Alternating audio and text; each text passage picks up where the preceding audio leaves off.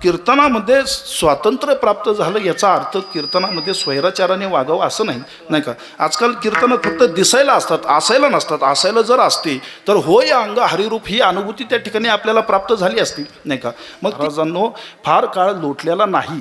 376 वर्षापूर्वी जगद्गुरु तुकोबरायांनी याच कीर्तनामध्ये काया ब्रह्म केली नाही का.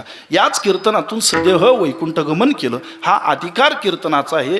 कीर्तनाचा अधिकार एवढा श्रेष्ठ आहे की कीर्तनात मेलेलं मूल जिवंत झालं नाही का. जगद्गुरु तुकोबरायांचं कीर्तन होतं लोहोगावी नाही का. आपल्याला कीर्तनामध्ये पाणी लागतं नाही का, कीर्तनामध्ये गुळ लागतो नाही का. एकाने तर अभंगच घेतला कीर्तनाला, देह जावो अथवा राहू पांडुरंगी दृढ भाऊ. फक्त शिरोमणी नामदेवरायांचा अभंग कीर्तनाकरिता घेतला.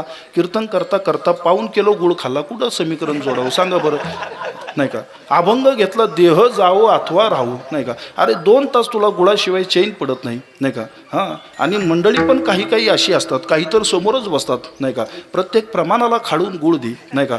बरं देईना का जाईना, आपल्याला काय त्याच्याशी घेणं आहे नाही का. बरं त्यांनी महाराजांनी खाल्ला की तोही खायचा नाही का. माणसं काय कीर्तनात नीट बसतात का महाराज नाही का. आजकाल कीर्तनात फक्त माणसं दिसायला असतात, असायला थोडीच असतात. कीर्तनात कसं बसावं नाही का, कीर्तनाला कसं यावं, लोकांना आजकाल खूप म्हणजे कीर्तनामध्ये स्वातंत्र्य प्राप्त झालं याचा अर्थ कीर्तनामध्ये स्वैराचाराने वागावं असं नाही का. आजकाल कीर्तनं फक्त दिसायला असतात, असायला नसतात. असायला जर असते तर होय अंग हरिरूप ही अनुभूती त्या ठिकाणी आपल्याला प्राप्त झाली असती नाही का. मग ती अनुभूती, त्या अनुभवाची प्रचिती येत नाही. त्याचं कारण असं आहे, आपण फक्त लौकिकदृष्ट्या कीर्तनामध्ये बसतो. काही मंडळी मृदुंगाच्या शेजारी बसतात नाही का. एखादा उत्कृष्ट जर यांच्यासारखा मृदुंग वादक असेल नाही का, तर त्याच्या जवळ बसतात. ऐकण्यासाठी थोडीच बसतात नाही का. आपल्याला वाटतं की त्यांना मृदुंग वादनाची खूप आवड दिसते बरं का. हां, ती फक्त बसलेली असतात. बरं बसले का, नीट बसतात का नाही. मृदुंग वाजवत असताना मृदुंगाचं लावलेलं कणिक उडालं ते गोळा करत बसतील नाही का. ती कधी शांत बसणार नाही का. ते संपूर्ण कणिक गोळा करतील. बरं गोळा करीना का जाईना, कीर्तनात तरी बसलाय, मृदुंग वादकाच्या जवळ तरी बसलाय, मग शांत तरी बसावं की नाही. केलेलं जमा केलेलं उडालेलं कणिक त्या ठिकाणी त्याची चिमणी तरी करतील नाही का, त्याचा कावळा तरी करतील नाही का, त्याचं मांजर तरी करतील, कुत्रं तरी करतील, काहीतरी चित्र विचित्र आकृत्या त्या ठिकाणी करत बसणार. बरं करायला का जाईना नाही का. परंतु ते करतात ते आमच्याकडे बघून करतात नाही का.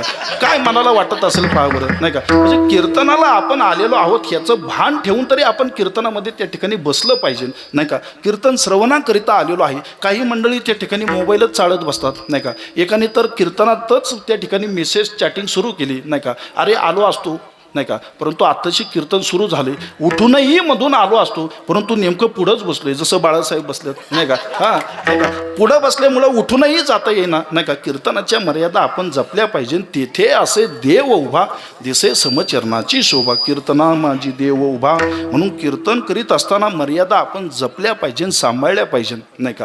हां, उभ्या बाजारात कथा हेतो नावडे पंढरीनाथा. महाराजांनो फार काळ लोटलेला नाही. 376 वर्षापूर्वी जगद्गुरु तुकोबरायांनी याच कीर्तनामध्ये काया ब्रह्म केली नाही का. याच कीर्तनातून सदेह वैकुंठगमन केलं. हा अधिकार कीर्तनाचा आहे. कीर्तनाचा अधिकार एवढा श्रेष्ठ आहे की कीर्तनात मेलेलं मूल जिवंत झालं नाही का. जगद्गुरु तुकोबरायांचं कीर्तन होतं लोहोगावी. तुकोबरायांचं आजोळ घर देखील आणि तुकोबरायांची सासरवाडी देखील. आणि लोहोगावला कीर्तन करीत असताना तुकोबरायांचे एक निष्ठ शिष्य तुकोबरायांचे टाळकरी शिवबा कासार. हां, शिवबा कासारांचा अधिकार सामान्य नव्हे. हां, अधिकार संपन्न शिष्य होते. शिवबा कासारांकडे त्या काळी 1,500 बैल होती महाराज. मग ज्यांच्या शिष्याकडे जर 1,500 बैल असतील तर त्या गुरुकडे किती बैल असतील. बऱ्याचशा बैलांना कळत नाही महाराज, काहीही बोलतात. हां, गरे मोडकिया बाजा वरी, त्यांना एवढीच प्रमाणात दिसतात. हां, तुकोबरायांच्या 2 अभंगावर जर एखादा साधारण मनुष्य जीव जर 4 चाकी वाहनाने प्रवास करत असेल, लाखोच्या वास्तूमध्ये राहत असेल, फक्त 2 अभंगाच्या कृपेने, तर तुकोबरायांचा अधिकार किती मोठा असेल, ज्यांच्या अभंगाची हीच प्रचिती आहे. हां, जगद्गुरु तुकोबरायांचे 2च अभंग जगवतात देखील आणि जागवतात देखील. विठ्ठल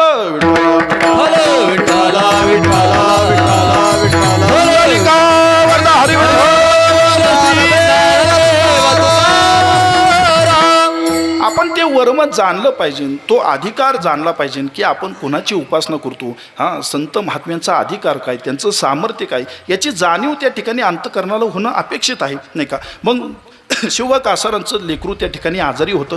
त्यांच्या पत्नीने त्यांना गळ घातली की का हो, म्हटले आज तरी कीर्तनाला जाऊ नका, नाही का, कीर्तनाला जाऊ नका, नाही का. मग बायको सांगायला लागली कीर्तनाला जाऊ नका, जाऊ नका. माऊली बायकोचं ऐकलं नाही शिवबा कासारांनी, नाही का. तुकोबरांच्या कीर्तनाला गेलेच, नाही का. आणि लेकरू आजारी होतं आणि तो व्याधी त्या ठिकाणी हवी झाला आणि ते लेकरू मृत पावलं. आता शेवटी आईचं अंतकरण आहे, माऊलीचं अंतकरण आहे. तिला संताप आला, नाही का, की आपले धनी आपले मालक त्या ठिकाणी कीर्तनाला गेले, लेकरावर उपचार करता आले नाही, म्हणून ते लेकरू दगावलं गेलं. तसंच मृत पावलेलं लेकरू उचललं आणि तुकोबरांच्या कीर्तनात आणून ठेवलं. तुकोबरांनी फक्त पंढरीनाथाकडे पाहिलं आणि पंढरीनाथाला प्रार्थना केली, अशक्य ते तुम्हा नाही नारायणा, निर्जीवा चेतना आनावया. एवढीच प्रार्थना भगवंताकडे केली. महाराज कीर्तनाचा अधिकार एवढा मोठा आहे की मेलेलं मूल त्या ठिकाणी जिवंत झालं. आजची कीर्तनं अशी आहेत की महाराज जिवंत माणसं मरायची वेळ आली. विठ्ठल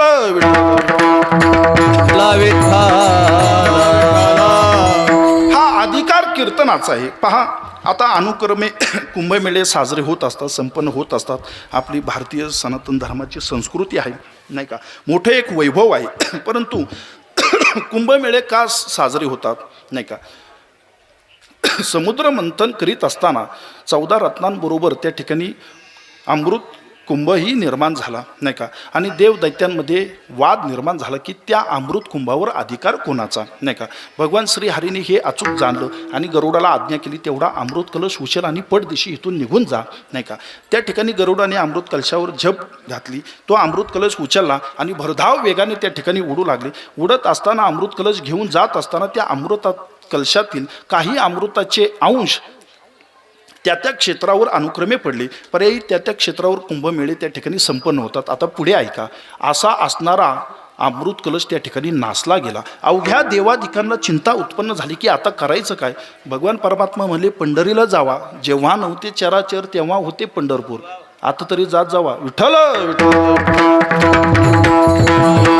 असे सुदर्शनावरी म्हणून अविनाश पंढरी, नाही का. पंढरीचा नाश नाही, हा, पंढरीला न जाणाऱ्यांचा मात्र नाश आहे. विठ्ठल आणि त्या ठिकाणी म्हणले चोखोबऱ्यांचं कीर्तन आहे, काही करू नका. हा, फक्त त्या ठिकाणी कीर्तनामध्ये चोखोबऱ्यांच्या तो अमृत कलश की जो नासलेला आहे तो त्या ठिकाणी नेऊन ठेवा. महाराज कीर्तनामध्ये स्वर्गातील नासलेलं अमृत चोख झालं. हा कीर्तनाचा अधिकार आहे. मेलेलं मूल जिवंत होतं, नासलेलं अमृत चोख होतं. हां, विठ्ठल विठ्ठल भजन जर करीत असताना टाळी वाजवली. हां, गोरोबा काकांचं चरित्र आहे. कीर्तन त्या ठिकाणी पंढरी क्षेत्रामध्ये चालू होतं आणि विठ्ठल विठ्ठल भजनाकरिता सगळ्यांनी टाळी वाजवण्यास प्रारंभ केला. विठ्ठल विठ्ठल भजनाचा त्या ठिकाणी ध्वनी घुमू लागला, नाही का. प्रत्येकजण मोठ्या आनंदाने भक्तीने निष्ठेने विठ्ठलाचं चिंतन करू लागला. म्हणून वारकरी संप्रदायिक कीर्तनामध्ये विठ्ठल विठ्ठल भजन घेण्याची परंपरा आहे. प्रथा नव्हे, परंपराच आहे, तो नियमच आहे. हां, काहींचं जे विठ्ठल होतं तरी विठ्ठल विठ्ठल भजनच येत नाही. विठ्ठल आणि म्हणून आपण आवाहन करतो की टाळी वाजवा, भजन करा, नाही का. हां, विठ्ठल विठ्ठल भजन करू लागले सर्वजण.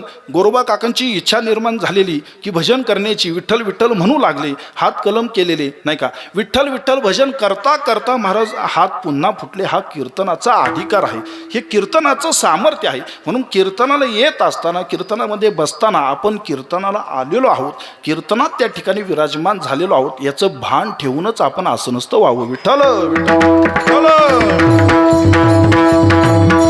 कुंडलिका हरी